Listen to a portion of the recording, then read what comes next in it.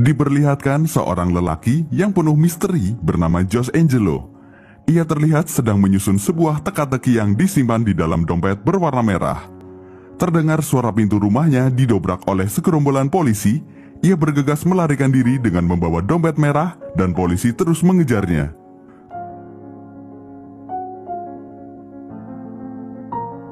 Kemudian dompet itu dilempar oleh Josh Angelo dan terjatuh di dalam truk sampah yang sedang melaju ke pusat pembuangan sampah. Di pusat pembuangan sampah, terlihat seorang anak berumur 14 tahun sedang memunguti sampah. Ia bernama Rafael. Ketika sedang bekerja, ia mendapati sebuah dompet berwarna merah dan sontak ia sembunyikan di saku celananya. Rafael memberitahu kepada temannya yang bernama Gardo. Mereka sangat senang sekali karena di dalam dompet itu terdapat sejumlah uang yang langsung mereka bagi. Di dalam dompet itu bukan hanya uang, tetapi terdapat benda-benda misteri seperti kartu nama Josh Angelo, animal lotre, kunci, foto anak perempuan, dan kalender. Sementara di tempat lain, Josh Angelo disiksa oleh polisi bernama Federico yang dibayar oleh Santos, seorang politikus yang berpengaruh di kotanya. Josh Angelo ditanya isi di dalam dompet itu, akan tetapi Josh Angelo hanya diam dan tidak mengatakan apapun. Akhirnya ia tewas dibunuh. Beberapa saat kemudian mereka pulang dan bertemu dengan guru lesnya yang bernama Olivia. Gardo datang dengan membawa ayam agar mereka dapat makan enak malam ini. Tak lama kemudian, polisi berdatangan dipimpin oleh Federico untuk mencari dompet merah milik Josh Angelo di pusat pembuangan sampah. Polisi mengadakan sayembara bahwa yang menemukan dompet berwarna merah akan diberikan hadiah berupa uang. Federico mendekati dan memotret Gardo yang saat itu sedang mandi. Gardo menanyakan kenapa banyak sekali polisi berdatangan kepada Federico, dan ia pun menjawab bahwa ia sedang mencari dompet berwarna merah yang di dalamnya terdapat bukti untuk menghancurkan kejahatan. Mengetahui hal itu, Gardo langsung memberitahu kepada Rafael untuk memberikan dompetnya kepada polisi agar mendapatkan imbalan berupa uang. Rafael yang tidak percaya terhadap polisi menolak dan memutuskan untuk menyimpan dompet itu. Lagi pula, semakin lama disimpan akan semakin besar nilai uangnya, pikir Rafael. Kemudian Rafael dan Gardo menemui temannya yang bernama Red untuk membantu menyimpan dompetnya, akan tetapi Red menolak karena tidak ada imbalan untuknya. Red tahu kegunaan kunci yang ada di dalam dompet, tapi dengan imbalan bahwa hasilnya akan dibagi rata. Rafael dan Gardo menyetujui dan memutuskan untuk mengikuti Red. Petualangan mereka dimulai, sialnya perjalanan mereka tidak semulus yang dibayangkan. Red tahu kunci yang ada di dalam dompet itu adalah kunci untuk membuka sebuah loker di stasiun, akan tetapi mereka harus menghadapi preman dan polisi yang berseliweran di depan mereka. Karena kekompakan mereka, Gardo berhasil mengelabui polisi dengan menjadi seorang pencuri sehingga polisi mengejar Gardo. Sementara Rafael dan Red berhasil membuka loker dan menemukan sebuah amplop surat. Setelah itu, mereka kabur dan bertemu kembali di dalam kereta. Amplop surat itu berisi, "Antarkan aku ke narapidana Joao Clemente di penjara Cova." Mereka juga menemukan foto Josh Angelo dan anaknya. Di balik foto itu terdapat kode-kode rahasia. Sesampainya di gereja, mereka mencari tahu tentang Joao Clemente melalui internet dengan meminjam diam-diam laptop pendeta. Sementara Red bertugas mengalihkan pendeta dan Olivia. Mereka mengetahui Joao Clemente adalah seorang pengacara dan aktivis yang membuatkan rumah untuk para fakir miskin, dan Santos merupakan orang yang menghentikannya sehingga membuat ia melakukan aksi di jalan untuk memperjuangkan keadilan. Akan tetapi, nasib buruk menimpa Joao Clemente. Ketika sedang memperjuangkan keadilan, ia malah dijebloskan ke penjara oleh Santos. Kemudian Rafael mencetaknya dan mereka kabur. Federico mengetahui bahwa Rafael mempunyai dompet itu. Malam hari, polisi menculik dan menyiksa Rafael di dalam mobil dengan membentur-benturkan kepalanya. Rafael mengakui kepada Federico bahwa ia menemukan dompetnya.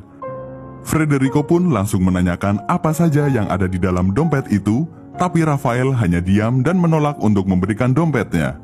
Frederico menyuruh anak buahnya untuk menembak kepala Rafael dan mereka menggerutu bahwa ini pekerjaan yang sangat kotor yang seharusnya dilakukan sendiri oleh Santos. Polisi pun tidak tega untuk membunuh Rafael dan membiarkannya hidup. Semua orang merasa sangat khawatir dan mencari Rafael ke kantor polisi termasuk Gardo temannya, akan tetapi Rafael tidak ditemukan. Mereka menganggap bahwa Rafael saat itu sudah bersama Tuhan. Keesokan harinya, Rafael ditemukan dalam kondisi berdarah dan masih hidup. Dengan apa yang sudah dialaminya itu, membuat Rafael menjadi lebih antusias dalam mengungkap semua yang menjadi misteri. Surat yang ditemukan di dalam loker menjadi clue yang pertama untuk memulai perjalanan mereka.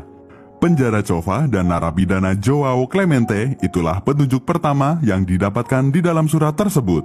Ketiga bocah itu membuat rencana yang harus melibatkan Olivia sehingga mereka bisa menemui Joao Clemente. Gardo meyakinkan Olivia bahwa ia harus membantunya untuk menemui kakeknya Joao Clemente yang merupakan seorang pengacara untuk membantu Rafael dalam mengadili polisi. Dan Olivia akhirnya bersedia membantu mereka. Sementara mereka menyusun rencana lain untuk mencari tahu tentang Santos. Red mengetahui Santos ia merupakan seorang politikus yang korupsi yang akan menjadi wali kota dan tinggal di pesisir pantai. Keesokan harinya, Gardo dan Olive menemui Clemente dengan menyuap penjaga tahanan. Olive tampak kesal karena ia telah dibohongi karena Gardo bukan cucu dari Joao Clemente. Gardo memberitahu maksud ia menemui Clemente yaitu untuk memberitahu isi surat yang ditulis oleh Jose Angelo. Ia mengatakan perubahan akan datang dan akan ada generasi yang meneruskan perjuangan keadilan untuk mengeluarkannya dari penjara. Clemente menangis setelah ia mengetahui isi surat yang ditulis Jose Angelo. Sementara Rafael dan Red pergi untuk mencari tentang Santos di pesisir pantai.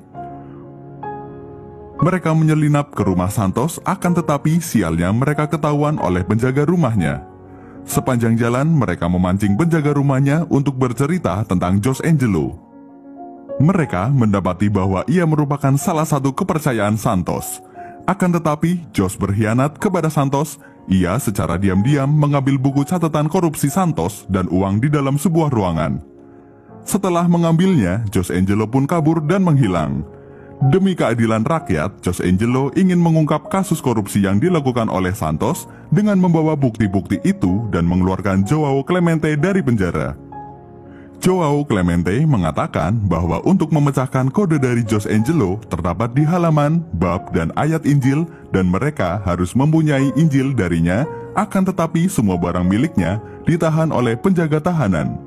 Mereka harus kembali lagi keesokan harinya dan membayar dengan sejumlah uang untuk mendapatkan Injilnya.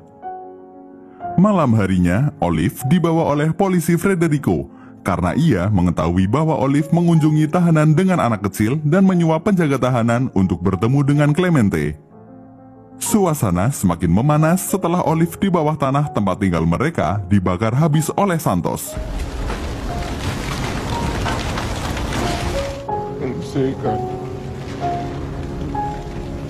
Red yang mempunyai segala rencana akhirnya menemukan solusi untuk mendapatkan Injil itu dengan meminjam uang Bapak Pendeta secara diam-diam tanpa sepengetahuannya.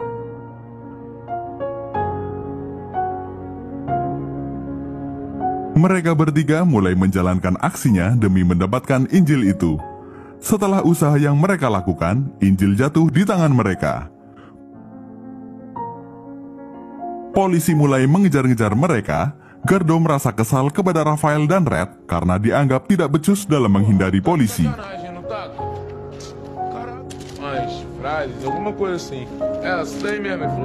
Satu persatu kode dapat dipecahkan dan membentuk sebuah nomor yang ternyata nomor itu berasal dari pemakaman San Francisco.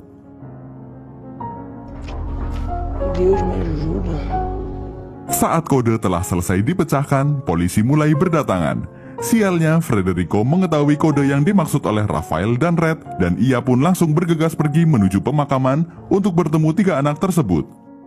Dari petualangan menghadapi kematian, Rafael, Gardo, dan Red berusaha berlari dari petugas yang mengejar mereka dibantu oleh para geng motor. Sesampainya di pemakaman, Rafael, Gardo, dan Red mencari pemakaman yang dimaksud oleh Jose Angelo. Pia Angelo adalah nama pemakaman yang ditemukan oleh Raphael berdasarkan petunjuk yang ditulis oleh Jose Angelo. Raphael terkejut karena ia bertemu dengan Pia Angelo yang merupakan anak perempuan dari Jose Angelo yang sedang bersembunyi di sekitar makam dan sedang menunggu ayahnya datang untuk menjemputnya.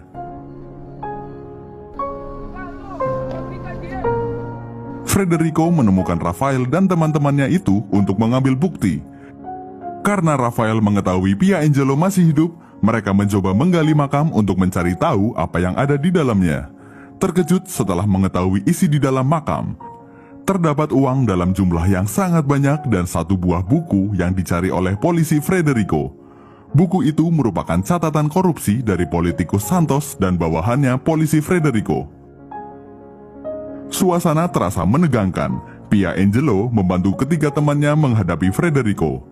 Dalam petualangannya ini, keempat anak itu berhasil kabur dari Federico dan membawa uang serta buku catatan korupsi Santos. Mereka kembali ke rumah dan mengembalikan uang Bapak Pendeta yang telah dipinjam oleh Red untuk membeli Injil dan membagikan kepada seluruh rakyat di lingkungannya.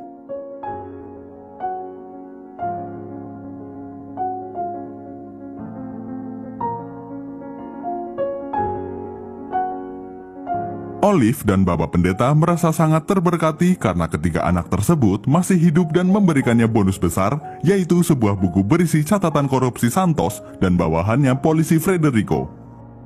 Kasus tersebut diungkap oleh Olive dengan cara diunggah melalui internet. Dunia politikus tampak gencar, rakyat merasa sangat senang karena keadilan berhasil diungkap.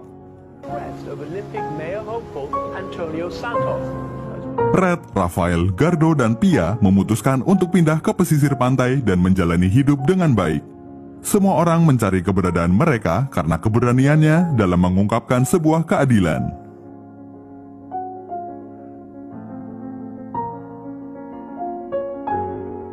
Seperti itulah kisah petualangan anak-anak pemulung yang berhasil membongkar kasus korupsi besar di negaranya.